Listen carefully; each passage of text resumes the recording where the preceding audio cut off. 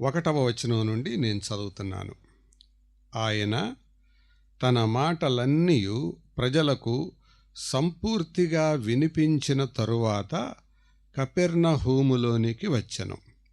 ఒక శతాధిపతికి ప్రియుడైన దాసుడొకడు రోగి అయి చావ సిద్ధమై ఉండెను. శతాధిపతి యేసును గూర్చి విని ఆయన వచ్చి తన దాసుని స్వస్థపరచవలెనని ఆయనను వేడుకొనుటకు యూదుల పెద్దలను ఆయన యొద్దకు పంపెను. వారు యేసునొద్దకు వచ్చి, నీ వలన ఈ మేలు పొందుటకు అతడు యోగ్యుడు, అతడు మన జనులను ప్రేమించి మనకు సమాజ మందిరము తానే కట్టించెనని ఆయనతో చెప్పి మిక్కిలి బతిమాలుకొనిరి. కావున యేసు వారితో కూడా వెళ్ళెను. మిగతావి సందర్భాన్ని బట్టి చదువుదాం. చిన్న ప్రార్థన చేద్దాం. దయగల తండ్రి, పరిశుద్ధుడైన దేవ, మీకు వందనాలు, స్తోత్రాలు. మరి పూర్వకాలము నుండి ఇక్కడున్న సంఘమును బట్టి వందనాలు ప్రభువా. మీ దాసులు వజ్రగిరి జోసఫ్ గారు, అలాగే మరి జక్కరయ్య గారు, వారు కలిగి ఉన్న విశ్వాస జీవితం, ఆ తర్వాత తరాలులో మరి కొంతమందిని మేము ఎరుగుదాం. అబ్రహాము గారు, సామ్యేలు గారు ప్రభువా, మరి బిడ్డలు ఏలియా గారు మొదలైన వారు కూడా దాటి వెళ్ళిపోయారు. తదనంతరం ఇక్కడ పరిచర్య చేస్తున్న మీ సేవకుడు కూడా దాటి వెళ్ళిపోయాడు. ప్రభువా, మీరు ఎప్పుడు ఎక్కడ ఎవరిని ఎలాగ పిలుస్తారో తెలియదు, కానీ మీరెప్పుడు పిలిచినా సిద్ధపడి ఉండాలని మీ వాక్యం ద్వారా మేము ఎరుగుతూ ఇప్పటి వరకు అన్వేష్ తన జీవితంలో మీ రక్షణ కార్యాన్ని వివరించి ఉండగా వినిన కొద్దిమందిలో అయినా మార్పు కలిగించమని కోరుతూ కొద్ది నిమిషాలు మీ వాక్యాన్ని ఆలకించబోతూ ఉన్నాం. మీ సన్నిధి మాతో ఉంచమని యేసు ప్రభు దివ్య నామమున వినయంతో వేడుకుంటున్నాము తండ్రి, ఆమెన్. ప్రభునందు ప్రియులారా, లూకాసు వార్త 7వ అధ్యాయంలో ఒక శతాధిపతి గురించి మనం చదువుతున్నాం. ఇతని గురించి నేను ఒక 5 మాటలు మీ మనసులో చెప్తాను, సులభంగా గుర్తుపెట్టుకోవడానికి. జ్ఞాపకం పెట్టుకోండి. అందులో మొదటి మాట, ఇతడు అధికారం కలిగినవాడు. ఇది మొదటి మాట. రెండవ మాట, ఇతడు అందరి మన్నన పొందినవాడు. మూడవ మాట, ఇతడు అణకువ గలవాడు. నాలుగవ మాట, ఇతడు ఆలోచన కలవాడు. ఐదవ మాట, ఇతడు ఆశ్చర్యపరిచినవాడు. 5 విషయాలు. మొదటి మాట చెప్తాను. ఇతడు అధికారం కలిగినవాడు. అధికారం అనంటే సహజంగా అధికారం ఉన్న వాళ్ళకి అధికారం ఎవరికి ఉంటుందో దాని వెనకాల ఇంకో కారం ఉంటుంది. ఏం కారం తెలుసా? ఉప్పు కారం కాదు, కూరలో కారం కాదు, అహంకారం ఉంటుంది. అధికారం ఎవరికి ఉంటుందో అహంకారం ఉంటుంది. కానీ ఈ వ్యక్తి అధికారం కలిగిన వాడు, కానీ అతనిలో అహంకారం లేదు. సరే, తర్వాత అతని అధికారం ఏంటో చెప్తాను. ఇతడు శతాధిపతి అని మనం చదువుతున్నాం. శతాధిపతి అంటే ఆ దినాలలో రోమా ప్రభుత్వం ప్రపంచ సామ్రాజ్యంగా వెలిగిపోతుంది. వారు పరిపాలనా సౌలభ్యం కోసం వారి సైనికులను సేనలుగా విభజించేవాళ్ళు. ఒక్కొక్క సేనలో కొన్ని వేల మంది ఉంటారు. సుమారు ఒక సేనలో 6,000 మంది ఉంటారు. ఆ 6,000 మంది మీద 6,000 మందిని 6 భాగాలుగా విభజిస్తే ఒక్కొక్క దాంట్లో 1,000 మంది ఉంటారు. ఆ 1,000 మంది మీద ఒక లీడర్ని పెడతారు. ఆ లీడర్ని సహస్రాధిపతి అంటారు. 1,000 మంది మీద అధికారి అన్నమాట. తర్వాత ఆ 1,000 మందిని మళ్ళా తిరిగి 10 భాగాలుగా విభజిస్తారు. 1,000ని 10 భాగాలుగా విభజిస్తే మళ్ళీ 100 మంది అవుతారు. అంటే ఒక్కొక్కళ్ళు ఆ 100 మంది మీద ఒక్కళ్ళని లీడర్గా పెడతారు. ఆ 100 మంది సైనికుల మీద అధిపతినే శతాధిపతి అంటారు. అంటే ఒక శతాధిపతి అంటే 100 మంది సైనికుల మీద అధికారి. ఇప్పుడు మన భాషలో చెప్పుకోవాలంటే ఒక డెప్యూటీ సూపరింటెండెంట్ ఆఫ్ పోలీస్ లేదా ఒక సర్కిల్ ఇన్స్పెక్టర్, ఒక సిఐ గారు, ఒక డిఎస్పి గారు ఎంత అధికారం ఆయన దగ్గర ఉంటుందో అంత అధికారం కలిగిన వాడనమాట ఆయన. అది అతని యొక్క స్థితి. ఈ అధికారం కలిగిన వాడు, ఈ అధికారం కలిగిన ఈ వ్యక్తి అతను మనుషులతో ఎలా మాట్లాడగలడో తెలుసా? అక్కడే ప్రభుతో మాట్లాడుతూ ఈ మాట 8వ వచనంలో అంటాడు, నేను సహా అధికారమునకు లోబడిన వాడను, నా చేతి క్రిందను సైనికులున్నారు, నేను ఒకని పొమ్మంటే పోవును, ఒకని రమ్మంటే వచ్చును. ఇతని అధికారం ఎలాంటి అధికారం తెలుసా? పొమ్మంటే పోవడం, రమ్మంటే రావడం, అంటే చిటికేసి చలాయించగలడు. అంత అధికారం కలిగిన వాడు ఈ మనిషి. ప్రియులారా, ఇందాక అందుకే చెప్పాను, అధికారం కలిగిన వాళ్ళ దగ్గర సహజంగా అహంకారం ఎక్కువ ఉంటుంది, కానీ ఈ మనిషి దగ్గర అహంకారం లేదు. అహంకారం ఉన్న వాళ్ళ దగ్గర వాళ్ళు అందరి మన్నన పొందలేరు. 4వ వచనానికి రండి. 4వ వచనం లేదా 3-4 వచనాలు నేను చదువుతున్నాను.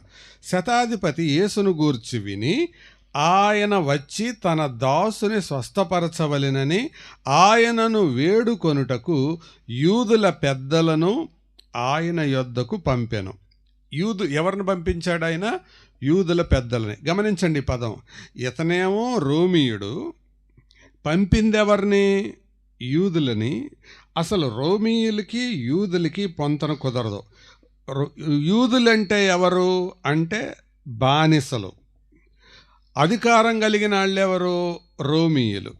అధికారమేమో రోమీయుల చేతుల్లో ఉంది, బానిసలుగా ఉండేదేమో యూదులు. ఇప్పుడు ఆ యూదుల్నే పిలిచి, పెద్దలను పిలిచి, అయ్యా నా కోసం ఒకసారి వెళ్ళి ఆయన మీ కులంలోనే పుట్టాడుగా, మీ మతంలోనే పుట్టాడుగా, మీ ప్రాంతంలోనే పుట్టాడుగా, ఆయన దగ్గరికి వెళ్ళి ఒకసారి నా ఇంట్లో ఉన్న దాసుని గురించి మాట్లాడండి. ఆయన దగ్గరికి వెళ్ళడానికి ఎందుకో నాకు కొంచెం భయము, బిడియము అడ్డం వస్తుంది, కాబట్టి మీరు వెళ్ళి కొంచెం మాట్లాడండి అని పంపించారు. ఒకవేళ అధికారి కాబట్టి అమ్మో ఈయన చెప్పకపోతే చంపేస్తాడ్రా అని వాళ్ళు అనుకోనుంటే అక్కడ దాకా వచ్చి యాక్షన్ చేసి వెళ్ళిపోయేవాళ్ళు. కానీ వాళ్ళు ఏం చేశారో తెలుసా? 4వ వచనానికి రండి. అతడు అందరి మన్నన పొందినవాడని చెప్పే కదా. వారు యేసునొద్దకు వచ్చి నీ వలన ఈ మేలు పొందుటకు అతడు, ఏముంది అక్కడ బైబిల్లో? యోగ్యుడు. అంటే నీ వలన అతడు ఈ మేలు పొందడానికి యోగ్యుడు. ఇదండి. ఒక అధికారములో ఉండే వ్యక్తి, అహంకారం కలిగి ఉండవలసిన వ్యక్తి, జాతి కాని జాతితో, జనము కాని జనంతో, తమ వారు కాని వాళ్ళతో అతడు ఎంత గొప్ప సాక్ష్యం పొందుతున్నాడో చూసారా? కాబట్టి మన సాక్ష్యం చాలా చాలా ప్రాముఖ్యం. మన గురించి మన వాళ్ళు, మన గ్రామస్తులు, మన సంఘస్థులు ఏమనుకుంటున్నారు అనేది ముఖ్యం. యేసు ప్రభువు అంతటా ఆయన శిష్యులతో మాట్లాడుతూ అసలు నన్ను గురించి మనుషులు ఏమనుకుంటున్నారు ఒకసారి కనుక్కొని రండిరా అని పంపించాడు. కాబట్టి ఇది చాలా ప్రాముఖ్యం. ఇతను గురించి అతను మన కులం కాదండి, అతను మన మతం కాదండి, మన మాట వినడండి అని అంటలేదు. కానీ ఈ యూదుల పెద్దలందరూ వచ్చి యేసు ప్రభువుతో ఏమంటున్నారు? అయ్యా, అతను ఏ మేలైతే అడుగుతున్నాడో అది మన వలన పొందడానికి ఇతడు యోగ్యుడు, మంచోడు, తగినవాడు, దానికి అర్హుడు, నువ్వు సహాయం చేయొచ్చు. అయ్యా, ఆయన రాలేక మమ్మల్ని పంపించాడు. ఆయన అహంకారంతో రాకపోవటం కాదు, నీవంటే గౌరవంతో రాలేదు. ఆయన దృష్టిలో నువ్వు ఒక గొప్ప వ్యక్తివి, కొంచెం ఏదైనా సహాయం చెయ్యయ్యా. 2 మాటలు చెప్పాను. ఒకటి అధికారం కలిగిన వాడు, రెండవది ఏం చెప్పాను? అందరి మన్నన పొందినవాడు, అంటే అందరితో గుర్తింపు పొందినవాడు, అందరితో గౌరవం పొందినవాడు. ఇది చాలా చాలా ప్రాముఖ్యం. ప్రియులారా, మనం ఉన్న ప్రాంతంలో, మనం ఉన్న స్థలంలో మనకు సాక్ష్యం చాలా చాలా ప్రాముఖ్యం. ఆలోచన చేయండి. మన ఊరిలో మన ప్రాంతంలో, మన సంఘంలో మన గురించి ఏమి సాక్ష్యం ఇస్తున్నారు? అది చాలా ప్రాముఖ్యం. ఇది కాక దేవుని సాక్ష్యం కూడా చాలా ప్రాముఖ్యం. ఇందులో చివరిలో నేను చెప్తాను ప్రభువు యొక్క సాక్ష్యం. అంటే ఒక వ్యక్తి యొక్క నిజమైన సాక్ష్యం ఎక్కడ బయటపడుతుందో తెలుసా? పరలోకమందున్న దేవుడు సాక్ష్యమియాలా, భూలోకమందున్న మనుషులు సాక్ష్యమియాలా. ఈ రెండు కలిస్తేనే అసలైన సాక్ష్యం. మీరు విజయవాడ వచ్చి మా పేటలో సుధాకర్ బాబు ఎలాంటోడో అని అడగాలి. నేను ఇక్కడి నుంచి మంచి మాటలు చెప్పొచ్చు.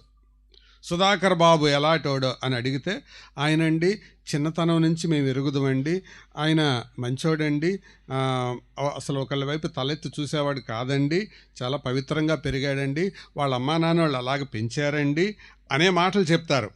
ఒకళ్ళో ఇద్దరో కొంతమంది వ్యతిరేకంగా కూడా చెబుతారు, అది వేరే సంగతి. మెట్టుకు మెజారిటీ ఎక్కువ మంది అయితే మంచి సాక్ష్యం చెప్పాలి.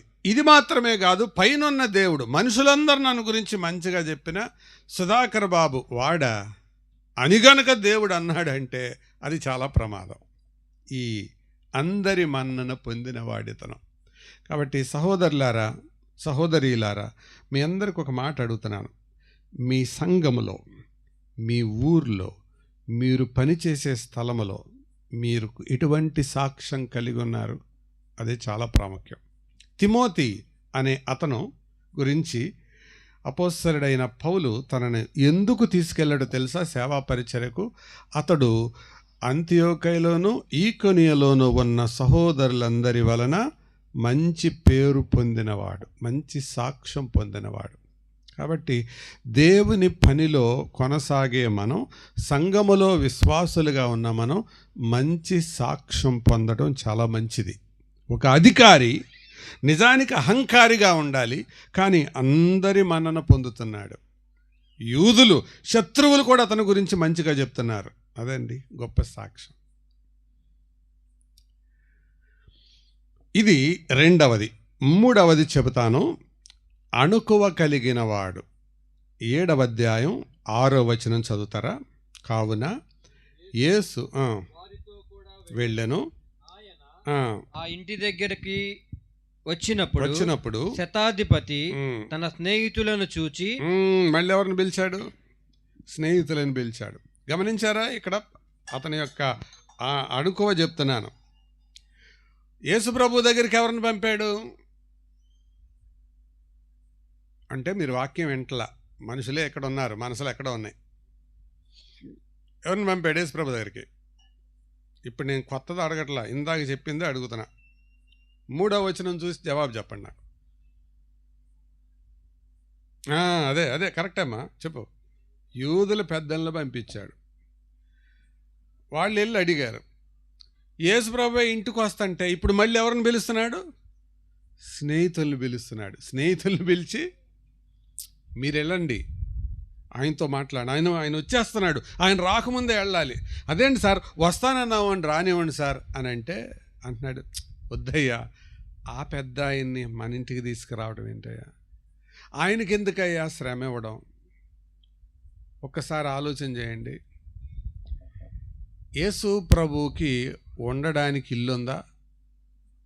లేదు. బైబిల్లోనే ఉందన్నమాట. నక్కలకు బొరియలును ఆకాశ పక్షులకు గూళ్ళు ఉన్నవి, కానీ తలవాల్చుకొనుటకు మనుష్య కుమారునికి స్థలం లేదు. అలాంటి వ్యక్తికి ఈయన చిటికేస్తే 100 మంది చేతి కింద ఉంటారు, ఏది చేయమంటే చేస్తారు, ఇంకా చెప్పాలంటే చావమంటే చస్తారు కూడా. అంత అధికారం కలిగిన ఈ మనిషి ఒక ఉన్నతమైన ఇల్లు, మంచి ఫర్నిచర్, మంచి కట్టడం కలిగిన ఈ మనిషి స్నేహితుల్ని పిలిచి, అయ్యా, ఆ పెద్ద ఆయన్ని మా ఇంటికి వద్దని చెప్పండి, ఎందుకంటే మా ఇంటికి రావడానికి నేను తగినోడిని కాదు. ఎంత దీనత్వం అండి, ఎంత వినయం అండి. కాబట్టి క్రైస్తవ జీవితంలో 3వ మెట్టు ఏంటో తెలుసా?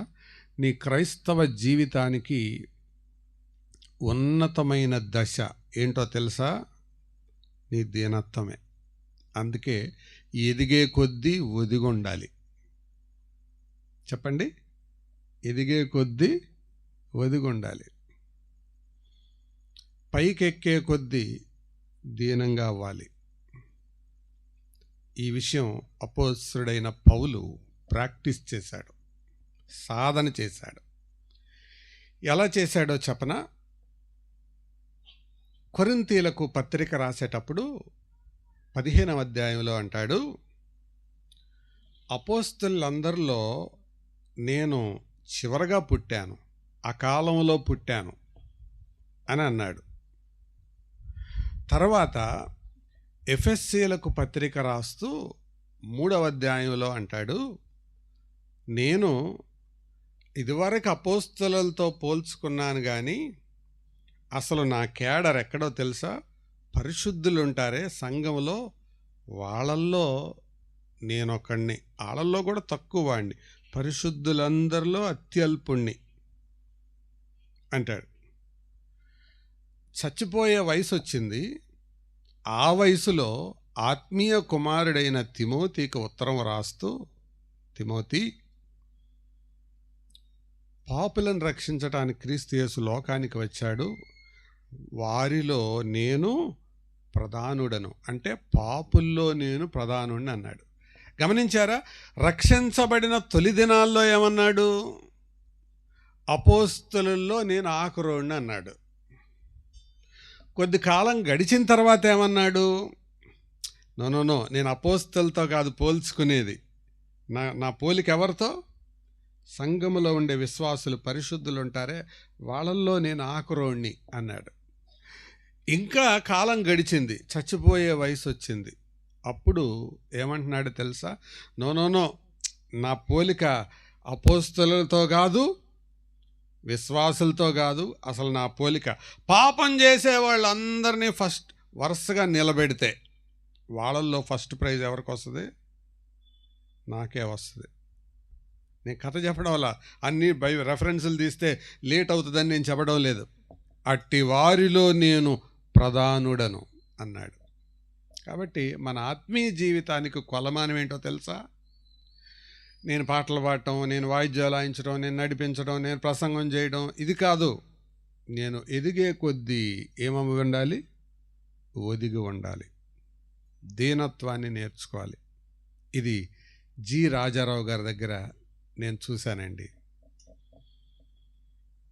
సంఘంలో ఎవరైనా పోట్లాడుకుంటే వాళ్ళ అబ్బాయి చెప్పిన సాక్ష్యం, వాళ్ళ దగ్గరికి వెళ్ళి, అమ్మ మీరిద్దరు అట్లున్నారా, అమ్మ నా తప్పు అనుక, మీ తప్పు నాదనుకమ్మ అని ఏం చేతులు పట్టుకునేవాడంట. ఈ తప్పు నాదనుకమ్మ, ఈ బుద్ధి నాదనుకమ్మ, నన్ను బట్టి రామ్మ అనేవాడట. ఎంత దీనుడండి. కాబట్టి మన ఆత్మీయ జీవితానికి కొలమానం దీనత్వం. ఇదే రుజువు. ఎందుకు కొలమానమో తెలుసా? పరలోకంలో అహంకారులు ఎవరుండరు. అందుకని యేసు ప్రభు కొండ మీద ప్రసంగం చేసేటప్పుడు మొట్టమొదటి ధన్యత ఎలా ప్రారంభించాడో తెలుసా? ఆత్మ విషయమై దీనులైన వారు ధన్యులు, పరలోక రాజ్యం వారిది. నా చిన్నతనంలోనే మా అమ్మతో పాటు స్త్రీల మీటింగ్కి వెళ్ళింది ఒక ఆవిడ. ఆవిడ పేరు రికార్డ్ అవుతుంది, అందుకు నేను చెప్పట్లేదు, మళ్ళీ లేనిపోయిన బాధ. ఆవిడకి వెళ్తే కూర్చుంది, వాక్యం చెప్తా ఉంది. ఇలాగే నేను ఇందాక పిల్లల గురించి చెప్పలా, అట్లాగే చెప్పింది ఆవిడ. వాక్యం చెప్పి ఆవిడ ప్రార్థనలో కూర్చొని ఒంటికి పోశాడు. ఒంటికి పోయటం తప్ప రైటా? మీరు చెప్పండి, న్యాయం చెప్పండి. గరికపాడేవాళ్ళు మంచి తీర్పర్లు కదా, మీరు చెప్పండి. ఒంటికి పోయటం తప్ప రైటా? సరే మీరు చెప్పరు, నేనే చెప్తాను. చూడండి, నా న్యాయం చెప్తాను. చూసేవాళ్ళందరికీ తప్పు, తల్లికి మాత్రం రైటు. కరెక్టా కదా? చూసేవాళ్ళందరికీ తప్పు అది. తల్లి ఏమంటది? చిన్నపిల్లోడు పొయ్యికి ఏం చేస్తాడు కదా, ఏ తల్లి అయినా అట్లాగంటది, అలాగే వెనకేసుకొస్తుంది. ఆ మాట అంది అని ఆవిడేమందంటే, పాస్టర్మ్మ గారు పిల్లలు పోయి అమ్మా అయిపోయింది కదా, చాప కడిగేసెళ్ళు, పిల్లలు వచ్చేటప్పుడు పోపించుకొని తీసుకురావాలి అంది. ఆవిడ అంద తప్ప, చెప్పకపోతే ఆవిడ చెప్పలేదనుకో, ఇక చాపలన్నీ బాత్రూమ్ అయిపోతాయి. కానీ కొంచెం ఖండితంగానే చెప్పింది. మామూలుగా అయితే ఆవిడ ఏమనుకోవాలి, నా బుద్ధిని ఎరక పొరపాటు, సరేనమ్మా అలాగమ్మా అక్కడ ఉతికేసి ఆరేసి వెళ్తానంటే ఏం పోయింది, అయిపోద్ది. కానీ ఆవిడ ఏం చేసింది తెలుసా, ఆ చాప తీసుకొని వెళ్ళి ఉతికి మళ్ళా ఈ గడప దొక్కితే చూడండి అన్నావిడ సంగతి చెప్తున్నాను నేను. ఇప్పుడు వాళ్ళ కొడుకు రవిడి అయ్యి జైల్లో తిరుగుతున్నాడు. ఆవిడ చచ్చిపోయింది.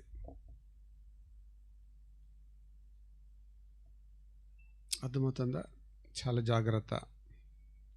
దీనత్వాన్ని ఎప్పుడూ వదిలిపెట్టుకోవద్దు. పరలోకంలో గొప్పవాడు ఎవరో తెలుసా? తగ్గించుకున్నాడే. ఎవరు తగ్గించుకుంటారో వాళ్ళే గొప్పవాళ్ళు. ఎవరొక మెట్టు దిగుతారో వాళ్ళే గొప్పవాళ్ళు. ఇంటర్మీడియట్లో ఇంగ్లీష్ క్లాస్ వింటున్నాను. అప్పుడు సత్యజిత్ రే గురించి ఆయన రాసిన ఆయన బహుశా లెసన్ టీచ్ చేస్తున్నారు. ఆయన ఒకరోజు బోధించడానికి వెళ్తుంటే ట్రైన్ దిగగానే ఒక సూటు బూటు వేసుకున్న ఒక ఆయన నిలబడి ఈయనేమో ఒక కూలీలాగా ఉన్నాడు. చూసి, ఏమయ్యా అది మోస్తావా అన్నాడు. అలాగే సార్. ఎక్కడికి సార్ అంటే, నేను పలానా ఆడిటోరియంకి వెళ్ళాలి. నేను కూడా అక్కడికి వెళ్ళాలి సార్. మరైతే మొయ్ అన్నాడు. అలాగే సార్ అన్నాడు. ఆడిటోరియంకి వెళ్ళిన తర్వాత డబ్బులు ఇస్తుంటే తీసుకొని జేబులో పెట్టుకున్నాడు. ఎంత ఇమ్మంటా ఉన్నారు. సార్ మీకు ఎంత ఇవ్వాలనిపిస్తే అంత ఇవ్వండి సార్ అన్నాడు.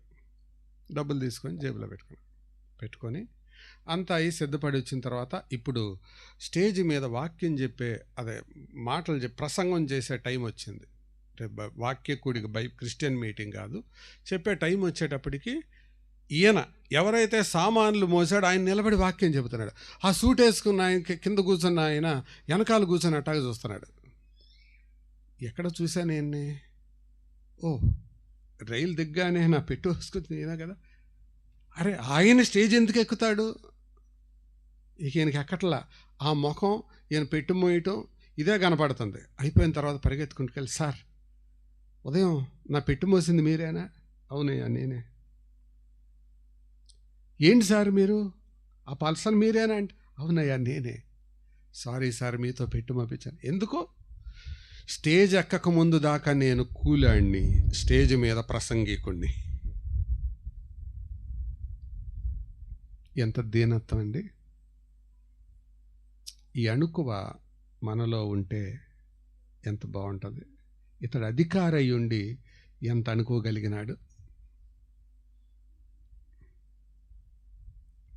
చూడండి. అతను అనుకువ 100 మంది మీద అధికారం కలిగిన వాడై ఉండి, అయ్యా మా ఇంటికి రావడానికి కూడా నేను అర్హుడిని కాదు, వెళ్ళి చెప్పండి. అడగడానికేమో యూదుల పెద్దలను పంపించాడు.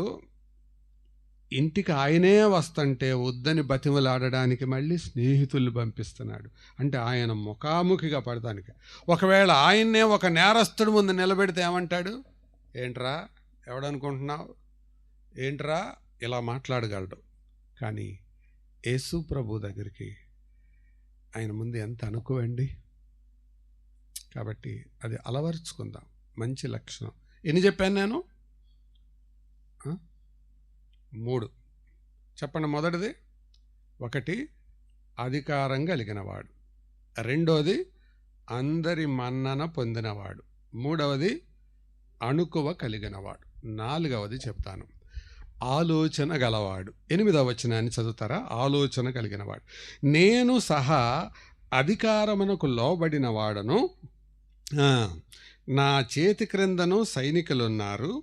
నేను ఒకని పొమ్మంటే పోవును, ఒకని రమ్మంటే వచ్చును, నా దాసుని చేయమంటే ఇది చేయునని నేను చెప్పినట్టు ఆయనతో చెప్పుడని వారిని పంపెను. అంటే ఆలోచన కలిగిన వాడని ఎందుకన్నానంటే, ఈయన తన అధికారాన్ని యేసు ప్రభు అధికారంతో పోల్చి మాట్లాడుతున్నాడు. అంటే ఈయన ఏం చెబుతున్నాడంటే, నేను చిటికేస్తే ఎలా వస్తారో మనుషులు, అయ్యా నువ్వు చిటికేస్తే రోగాలు అలా వెళ్ళిపోతాయి. నాకేమో మనుషుల మీద అధికారం ఉంది, నీకేమో రోగాల మీద అధికారం ఉంది. నా అధికారమేమో మనుషుల మీద, మీ అధికారమేమో రోగాల మీద. మన అధికారం దేని మీద? మన అధికారం దేని మీద? భర్త అయితే భార్య మీద, భార్య అయితే భర్త మీద, తల్లిదండ్రులు అయితే పిల్లల మీద, పిల్లలు అయితే తల్లిదండ్రుల మీద కదా. ఓ భార్య భర్తను తెగ్గొడుతున్నాడంట. ఆవిడ కుయ్యి అంటలా కయ్యి అంటలా. ఈ భార్య ఏడిస్తే వాళ్ళకి భర్తలకు కొంతమంది సంతోషం ఉంటుంది. ఏడకపోయేటప్పటికి మరీ పౌరుషం వచ్చి కొడుతున్నాడు. ఏంటి అసలు కొయ్యి మంద కయ్యి మంద అని జుట్టు పట్టుకున్నాడంట. గబా గబా ఇంట్లోకి వెళ్ళి కత్తిపేడ తెచ్చి ఎక్కడన్నా పట్టుకోగానే ఒప్పుకుంటాను, జుట్టు పట్టుకున్నావా పేక ఎగిరిపోద్ది అందంట. అంటే ఆవిడ అహంకారం అక్కడ ఉందన్నమాట జుట్టులో. కొంతమందికి అట్లా ఉంటుంది, వీక్ పాయింట్స్ ఉంటాయి కొన్ని, ఎక్కడన్నా పట్టుకుంటారు. ఆ మాట అంటే మాత్రం తట్టుకోరు. కానీ ఇతరు యేసు ప్రభు యొక్క అధికారాన్ని ఎక్కడ చూశాడు తెలుసా? రోగాల మీద చూశాడు. అంటే ఎంత బాగా విషయాన్ని సేకరించాడండి. ఈయన చిటికేస్తుండగా తుఫాన్ ఆగిపోవడం, ఈయన మాట చెప్పగా అపవిత్రాత్మలు పరిగెడతాం, ఈయన మాట్లాడుతుండగా రోగాలు బాగుపడడం. అరే ఇదేంట్రా, డాక్టర్ల దగ్గరికి వెళ్ళి మందులు వాడి పచ్చం చేయాల్సిన రోగాలన్నీ ఈయన మాట చెబితే నయమైపోతున్నాయి. నేను మనుషులతో మాట్లాడితే వాళ్ళు ఎలా లోబడుతున్నారో, ఈయన మాట్లాడితే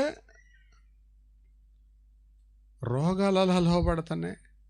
అందుకని స్నేహితుల్ని పిలిచి, అయ్యా రండి రండి కొంచెం ముందే వెళ్ళండి, ఆయన దగ్గరికి వెళ్ళండి. ఆ పెద్ద ఆయన్ని గమనించారా? ఆలోచన కలిగిన వాడని నేను ఎందుకన్నానో తెలుసా? అసలు ఆయన ఎవరి మధ్య అయితే పుట్టాడో ఆ యూదులందరేమో ఈయన వడ్లవాని కుమారుడని, లేకపోతే కన్యక కుమారుడని, లేకపోతే ఒక బికారుడని, రోమియులేమో అసలు ఈయన ఎవరికి పుట్టాడో అని ఇలా అవమానిస్తుంటే, అటువంటి యేసు ప్రభువులో ఎవరిని చూశాడు ఇతను? ఒక అధికారిని చూశాడు. అది ఆయన ఆలోచన.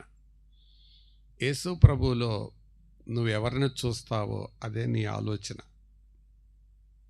యేసు ప్రభువులో నువ్వెవరిని చూస్తావు? ఒక అన్యుడు, ఒక అధికారి. యేసు ప్రభువులో ఒక అధికారిని చూశాడు. నా అధికారమేమో పరిమితం, ఈయన అధికారం అపరిమితం. నా అధికారం మనుషుల మీద, ఈయన అధికారం పరిస్థితుల మీద, రోగాల మీద. వావ్! ఆలోచన కలిగిన వాడు.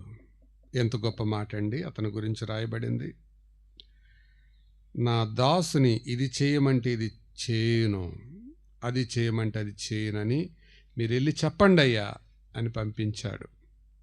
ప్రియులారా, అంటే యేసు ప్రభు మాట యొక్క అధికారాన్ని గుర్తించాడు. విచిత్రం ఏంటో తెలుసా?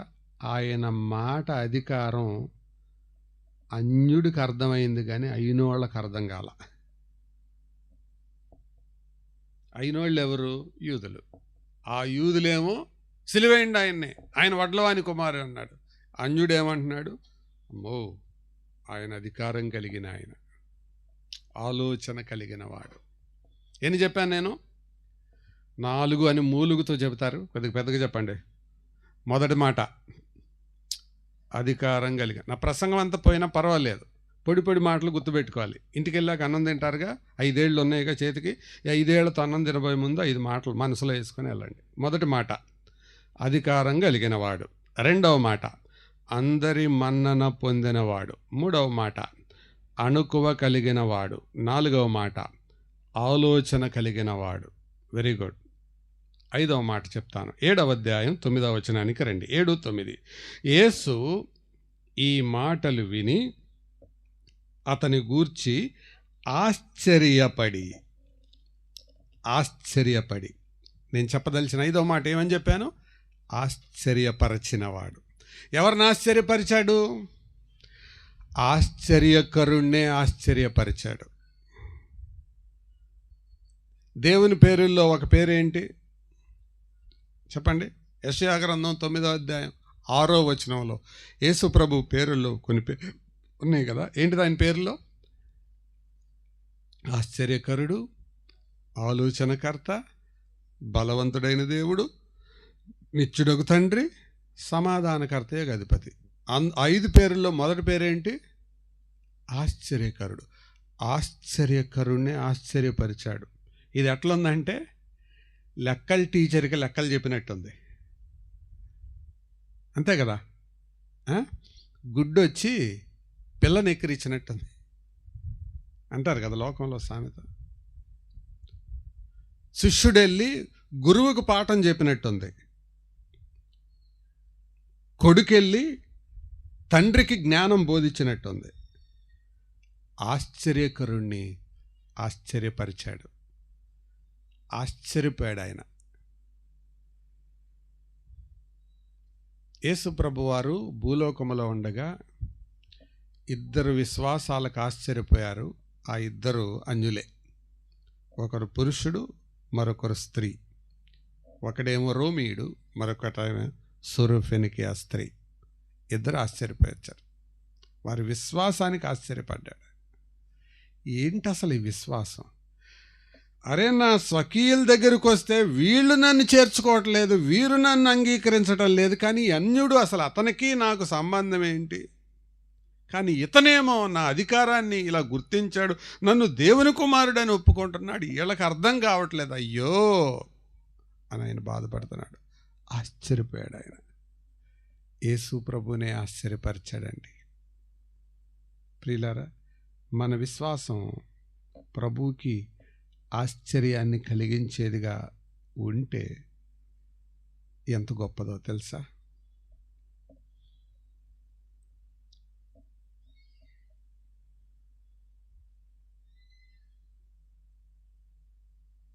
ఐరన్ సైడ్ అనే ఒక దైవ సేవకుడు, మంచి బైబిల్ కామెంటేటర్ ఆయన ప్రసంగం చెప్పేటప్పుడు స్కాట్లాండ్ దేశంలో జరిగిన ఒక ఉదాహరణ చెప్పాడు. అది పల్లెటూరు, మారుమూల గ్రామం, బహుశా ఇలాంటిదే. ఆ ఊరికి పోస్ట్ మ్యాన్లు, వార్తాహరులు ఎవరు రారు. ఒకవేళ ఎప్పుడైనా వస్తే ఎర్రబట్టలు వేసుకున్న ఒక అతను వస్తాడు. ఒకవేళ అతను గనక ఎర్రబట్టలు వేసుకొని వస్తున్నాడంటే ఏదో అపాయం జరిగిందని అర్థం. వచ్చేటప్పుడు అతని చేతిలో బ్లూ కలర్ పేపర్ గనక ఉంటే, ఆ ఉత్తరం గనక తీసుకొని వస్తుంటే ఎవరో చచ్చిపోయారని అర్థం.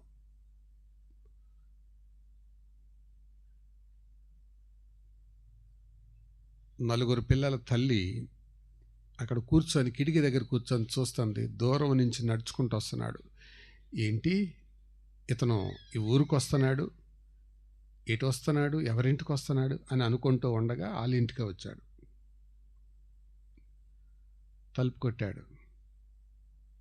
ఎవరి కోసం వచ్చావు? అమ్మా, మీ కొరకే వచ్చాను. ఏం కావాలి? ఉత్తరం ఇవ్వడానికి వచ్చాను. ఉత్తరం చూడగానే అర్థమైంది, మరణ వార్త. బ్లూ కలర్ అంటే చచ్చిపోయాడని అర్థం. ఆ ఉత్తరాన్ని చూస్తూ అంది. తీయటానికి కూడా భయం వేసి, ఎవరు? నా మొదటోడా, నా రెండోవాడా, ఎవరు చెప్పు, టెన్షన్గా ఉంది నాకు అని అంది. అన్నాడు, అమ్మా, 4 చచ్చిపోయారు.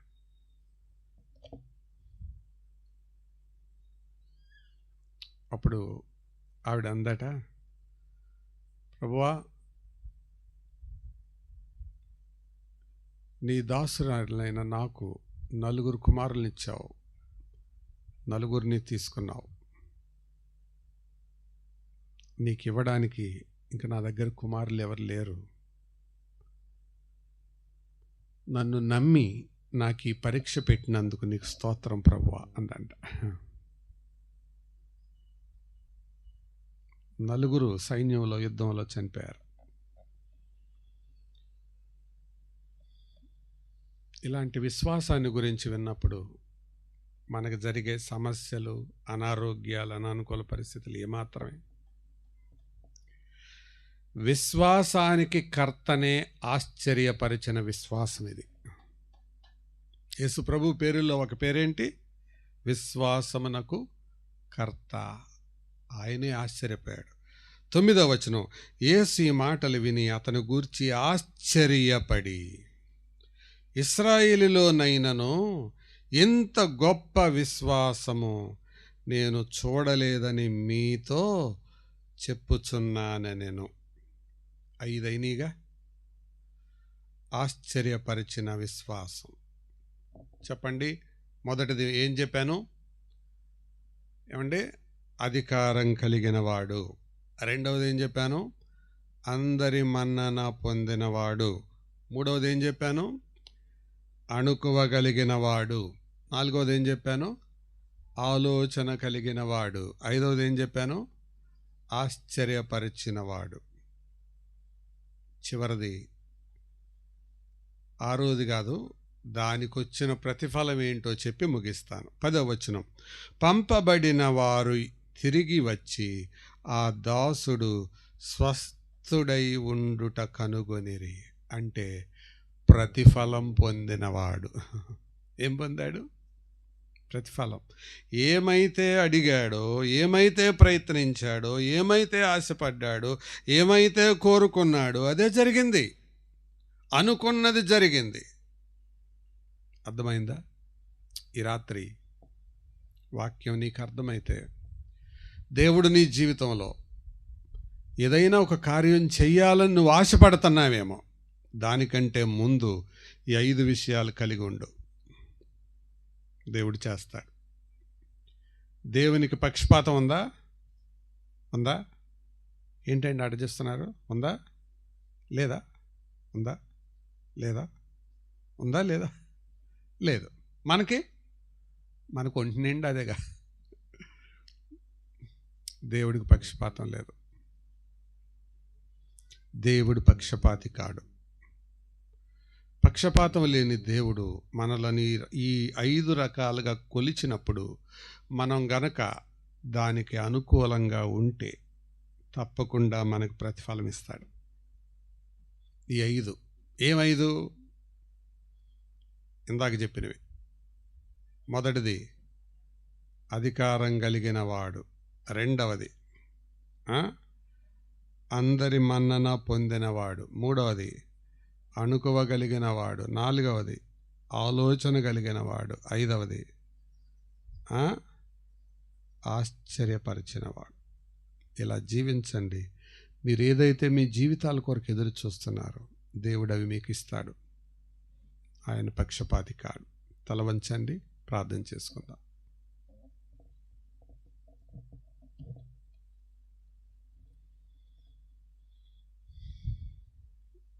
దేవుని వాక్యాన్ని ఎంతసేపు ఆలకించారు కదా.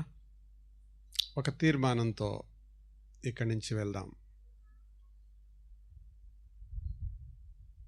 దేవుడు మన మధ్యలో ఉన్నాడు.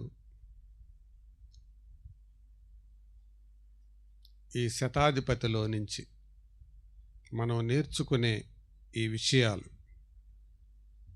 మన ఆత్మీయ జీవితానికి ప్రోత్సాహంగా, పురుకొల్పుగా ఉండునట్లు ప్రార్థన చేద్దాం. ప్రార్థనలో ఏకీభవించుదాం. మనందరి పక్షంగా అన్వేష్ ప్రార్థన చేస్తాడు. తర్వాత మనం ప్రకటన చెప్పి ముగిస్తాం. సర్వాధికారి అయిన, పరిశుద్ధుడు అయిన, సర్వలోక రక్షకుడు అయిన మా ప్రియ పరలోకపు తండ్రి, నిన్న నేడు రేపు ఒక్కటే రీతిగా ఉండే దేవుడివి, అవును, యుగములకు ఒకటే రీతిగా ఉండే దేవుడివి. మీరు మార్పు లేని వారు ప్రభువా. మీ ప్రేమ అది మార్పు లేనిది, మీ కృప అది మార్పు లేనిది, మీ దయ అది మార్పు లేనిది. మానవుల పట్ల మీరు కలిగి ఉన్న సంకల్పం, ఆలోచన, ప్రణాళిక అది కూడా మార్పు లేనిది ప్రభువా. అందుకే ఇప్పటి వరకు మేము లయం కాకుండానే ఉన్నాం ప్రభువా. మీ దయను బట్టి మనస్ఫూర్తిగా మీకు వందనాలు చెల్లిస్తూ ఈ రాత్రి ఈ వీధిలో మీ ప్రణాళిక చొప్పున, మీ చిత్తం చొప్పున ఈ కూడికను మీరు ఏర్పాటు చేశారు. అనేక మంది ఇక్కడికి చేరి వచ్చి మీ మాటలు ఆలకించారు. కొంతమంది శబ్దయంత్రం ద్వారా ఉండి ఆలకించారు ప్రభువా. ఏదేమైనా వారిలో మీ ఆత్మకార్యాన్ని జరిగించమని మీ సన్నిధిలో ప్రార్థన చేస్తున్నాం ప్రభువా. మీ ప్రేమే శాశ్వతమైనది.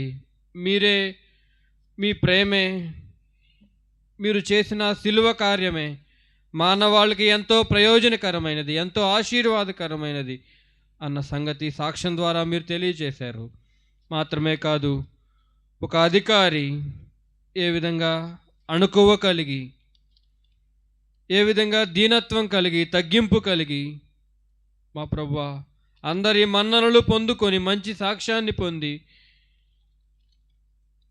మిమ్మల్నే ఆశ్చర్యపరిచేంత విశ్వాసాన్ని కలిగి ఉన్న అధికారిని మాకు జ్ఞాపకం చేశారు ప్రభా. మీ నుంచే ప్రతిఫలాన్ని పొందిన ఆ అధికారిని మీరు మాకు జ్ఞాపకం చేశారు. నిజమే ప్రభా, మా సాక్ష్య జీవితం, మా భక్తి జీవితం అలా ఉండునట్లుగా, మీ నుంచి ప్రతిఫలం పొందుకునేటట్లుగా ప్రభువా మీరు చేయమని మీ సన్నిధిలో ప్రార్థన చేస్తూ ఈ రాత్రి ఈ మాటలు ఆలకిస్తున్నవారు ఎందరైతే మీ మాటల ద్వారా పడవబడ్డారో హృదయంలో, వారిలో మీ ఆత్మకార్యాన్ని, మీ రక్షణ కార్యాన్ని మీరు జరిగించండి ప్రభా. వారి మనసులు మార్చి ప్రభా మీ కొరకు జీవించినట్లుగా అయా మిమ్మల్ని